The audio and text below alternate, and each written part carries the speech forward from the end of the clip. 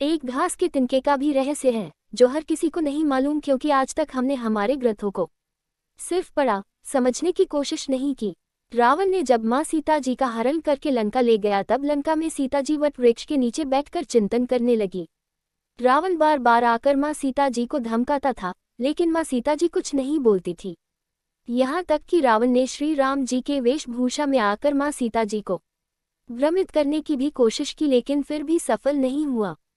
रावण थक हार कर जब अपने शयन कक्ष में गया तो मंदोदरी ने उससे कहा, आप तो राम का वेश धर कर गए थे, फिर क्या हुआ?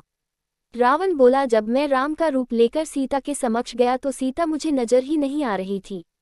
रावण अपनी समस्त ताकत लगा चुका था, लेकिन जिस जगत जननी माँ को आज तक कोई नहीं समझ सका, उन्हें रावण भी कैसे समझ पाता। रावण एक बार फिर आया और बोला, मैं तुमसे सीधे सीधे संवाद करता हूँ, लेकिन तुम कैसी नारी हो कि मेरे आते ही घास का तिनका उठाकर उसे ही घूर घूर कर देखने लगती हो। क्या घास का तिनका तुम्हें राम से भी ज्यादा प्यारा है?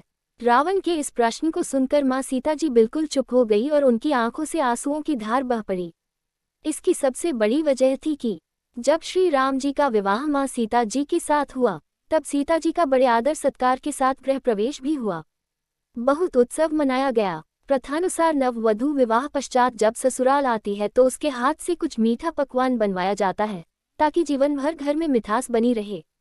इसलिए माँ सीता जी ने उस दिन अपने हाथों से घर पर खीर बनाए और समस्त परिवार, राजा दशरथ एवं तीनों रानियों सहित चारों भाइयों और ऋषि संत भी भोजन पर आमंत्रित थे। माँ सीता ने सभी को खीर परोसना शुरू किया और भोजन शुरू होने ही वाला था कि जोर से एक हवा का झोंका आया।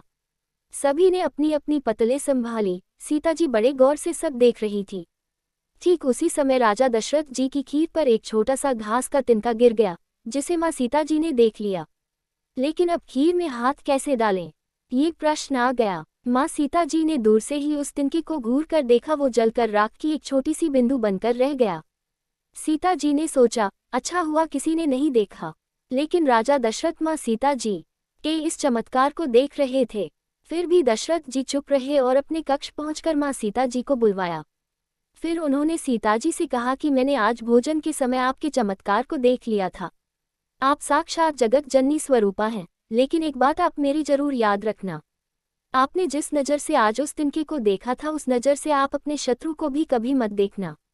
इसीलिए माँ सीता जी के सामने जब भी रावण आता था तो वो उस घास के तिनके को उठाकर राजा दशरथ जी की बात याद कर लेती थी।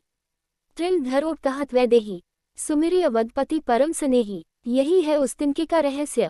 इसलिए माता सीता जी चाहती तो रावण को उस जगह पर ही राख कर सकती थी, लेकिन राजा दशरथ जी को दिए वचन एवं भगवान श्री राम को रावण वध का श्रेय दिलाने हेतु वो शांत रही।